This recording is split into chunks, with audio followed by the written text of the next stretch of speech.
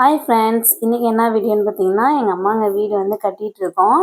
அதுக்காக வந்து மேலே வந்து ஒரு ரூமும் ஒரு பாத்ரூமும் வந்து போடுறதுக்கான வேலை தான் இப்போ நடந்துகிட்ருக்கு. ரூஃப்காக வந்து ஜல்லி மணல்லாம் வந்து மேலே ஏற்றுனாங்க. இப்போ பார்த்தீங்கன்னா வருண பகவான் கொஞ்சம் கூட கருணையே காமிக்காமல் கொட்டுன்னு கொட்டினாரு. பாருங்கள், மாடியிலே வந்து எவ்வளோ தண்ணி நிற்கிதுன்னு சொல்லிட்டு. அதுக்கப்புறம் சென்ட்ரிங்காரங்களும் வந்து கம்பி கட்டிகிட்டு இருந்தாங்க.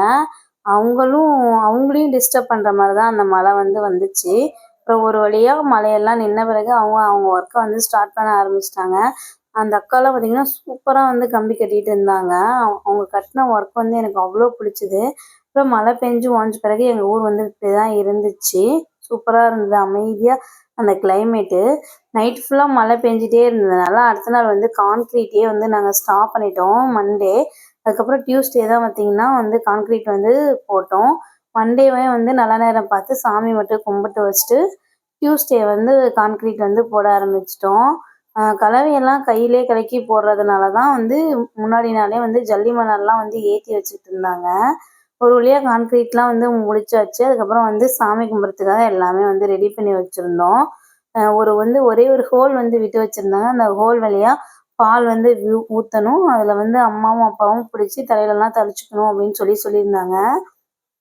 அதனால் நான் பார்த்தீங்கன்னா ஃபஸ்ட்டு ஊற்றுனேன். அதுக்கப்புறம் எங்கள் கொழுந்தனார் வந்து ஊற்றுனாரு. அதுக்கப்புறம் கொத்தனார் அண்ணனும் ஊற்றிட்டு அதுக்கப்புறம் சாமி வந்து அந்த கும்பிட்டோம். அதை வந்து பேக் பண்ண ஆரம்பித்தார் அந்த அண்ணா. பேக் பண்ணுறதுக்காக நல்லா கொடுவால வந்து வச்சு குத்தி விட்டு நல்லா வந்து பேக் பண்ணிட்டு இருந்தார். அதுக்கப்புறம் அப்பா வந்து ஒரு வழியாக மேலே ஏறி வந்துட்டார். மற்ற யாருமே மேலே ஏற முடியல, ஸ்டெப்ஸ் இல்லைங்கிறதுனால அந்த பாத்ரூம் மேலேயே வந்து நின்னாங்க. அப்புறம் வந்து அப்பா ஐம்பொன்னு, காசு, அதுக்கப்புறம் நவதானியம் இதெல்லாம் வந்து அதில் போட்டார். அப்புறம் பிள்ளைங்க கையிலையும் கொடுத்து போடலாம் அப்படின்னு சொல்லிதான் நம்ம வீட்டு குட்டீஸ் கையிலையும் கொடுத்துட்டு நவதானியம் காசெல்லாம் வாங்கி கொண்டு வந்து என் கொழுந்தனார் வந்து அதில் போட்டுட்டு இருந்தார். அதுக்கப்புறம் நானும் வந்து போட்டேன். அதுக்கப்புறம் வந்து எங்கள் கொழுந்தனாரும் வந்து போட்டார். அதுக்கப்புறம் வந்து அந்த அண்ணாவும் போட்டதுக்கப்புறம் பேக் பண்ண ஆரம்பிச்சிட்டோம். அதெல்லாம் வந்து நல்லா பேக் பண்ணி விட்டாரு. அதுக்கப்புறம் சாமி வந்து கும்பிட்டோம்.